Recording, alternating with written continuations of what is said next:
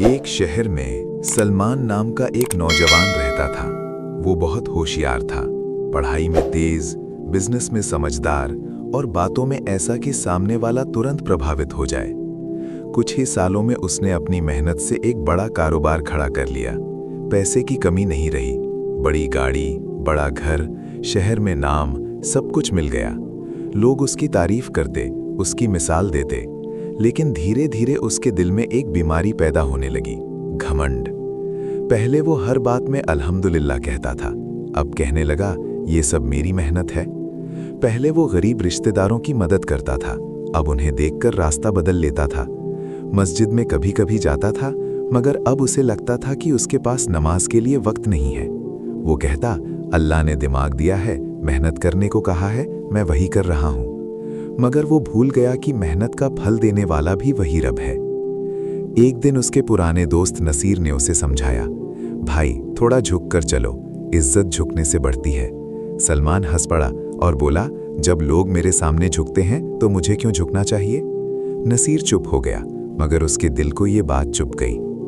समय बीतता गया, सलमान का कारोबार और फैलता गया। उसने नए प्रोजेक्ट शुरू किए, बड़े बड़े कॉन्ट्रैक्ट लिए, लेकिन अचानक बाजार में मंदी आ गई।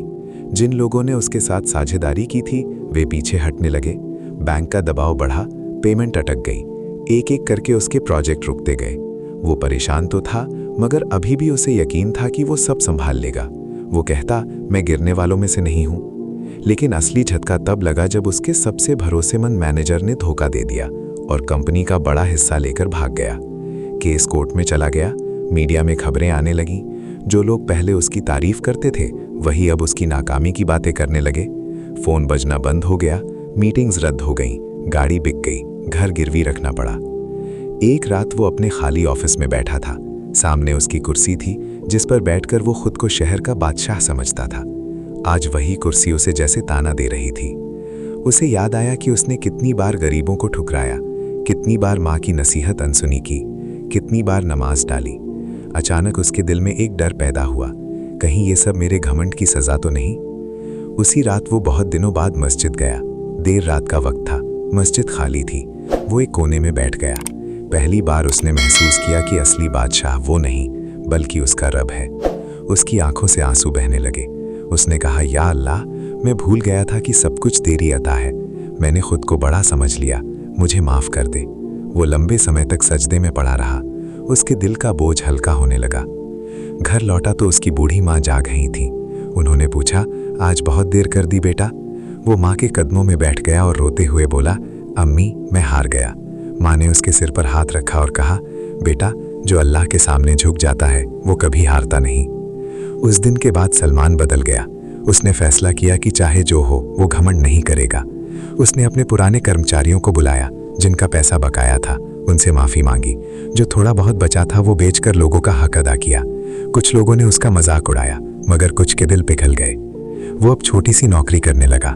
पहले जो लोग उसके सामने खड़े होने से डरते थे, अब वही उसे पहचानते भी नहीं थे। लेकिन उसके चेहरे पर सुकून था। वो 5 वक्त की नमाज पढ़ता, मस्जिद की सफाई में हाथ बटाता और हर वक्त अल्हम्दुलिल्लाह कहता। उसे समझ आ गया था कि इज्जत पैसे से नहीं बल्कि अल्लाह के सामने झुकने से मिलती है। कई महीने गुजर गए। एक दिन उसी मस्जिद में एक बुजुर्ग व्यापारी ने उसे देखा। सलमान चुपचाप जूते ठीक कर रहा था। बुजुर्ग ने पूछा, तुम सलमान हो? उसने हाँ में सिर हिलाया। बुजुर्ग बोले, मैंने तुम्हारी कहानी सुनी है। लोग कहते हैं तुमने सबका पैसा चुका दिया जबकि तुम भाग सकते थे। मुझे ऐसे ईमानदार आदमी की जरूरत है। उन्होंने उसे अपने बिजनेस में हिस्सेदारी की पेशकश की। सलमान ने इस बार सिर झुकाकर कहा, अगर इसमें भलाई हो तो अल्लाह आसान करे। धीरे धीरे काम फिर से चल निकला, मगर इस बार वो पहले जैसा नहीं था। वो हर फैसले से पहले इस्तिखारा करता, हर काम में बिस्मिल्लाह कहता और हर मुनाफे पर सजदा शुक्र अदा करता। कुछ साल बाद अल्लाह ने उसे फिर से मालामाल कर दिया, लेकिन अब उसके दिल में घमंड की जगह शुक्र था। वो अक्सर युवाओं से कहता, जब मैं ऊंचा उठा तो मैं गिर गया, और जब मैं झुका तो अल्लाह ने मुझे उठा दिया।